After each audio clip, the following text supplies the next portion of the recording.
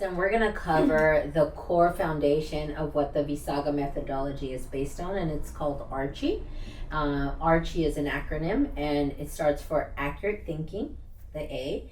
And accurate thinking means, okay, we're not going to consider so much emotions, interpretations, meanings, perspectives that we might give something. We are more basing it on like what's factual and what's logical. Not what we want it to be, not what we would like it to be. It's not rooted in emotional thinking. It's more rooted in logic and kind of comes from the study of logos. We then skip over to the R, reasoning. And what is your reasoning for the thought process that you're using? And so as we learn in the Peace and Happiness University, we tend to live from one dimension, two dimension to up to five. And so in reasoning is what dimension are you thinking from? Where is it rooted? Is it rooted in your biases? Is it rooted in your beliefs? Is it rooted in your passed down experiences? Is it ancestral? Is it something that is just a knee-jerk reaction from how you see life instead of how life is? What's the reasoning? And so a lot of times we will find that we are best served when we use reasoning that is coherent mind and heart, not just mental and not just heart. And so that's the reasoning portion. The next one is C, and that is for concise. And a lot of the times you'll notice that if you read a book, you get lost, or it got very wordy, or they started with one angle, but then they kind of start to take a tangent, they take a detour. That's not very concise, and that's actually very common in ourselves. We tend to be very confused, uncertain. That's why we're always looking for validation, and we want other people to validate us, and that's why we go around asking people questions, because we're not very concise. And so it's very hard to be concise if you're not bringing the first two, which is the reasoning, what's it rooted in, and the accurate thinking.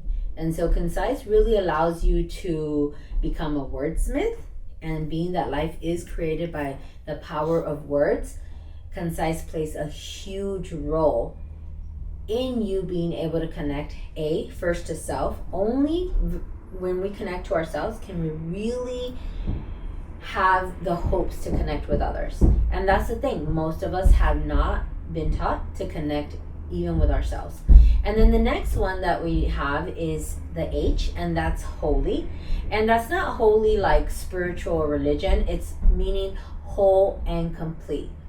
The reasoning that we have gotten to, the thinking, the accurate thinking, we want it to be something that leaves us whole and complete, that we are not betraying, that we are in integrity for our highest and best interests and our highest good, as well as the best interest and highest good for others. Usually our good is other people's good, and other people's good is ours as well. And that's a little bit of a deeper thought process, but that's what holy means.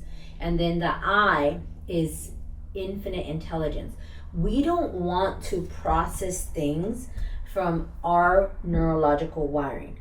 We don't want to come from our experiences. We want to acquire, and a lot of the times it was believed that you really couldn't have intelligence unless you experienced it. And now we're finding there's many ways to learn, and you do not have to touch fire to learn.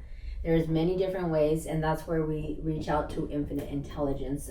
This is something that is taught in all religions, from Buddhism to Christianity to Muslim to Hinduism to science. They teach how you believe, so shall you see.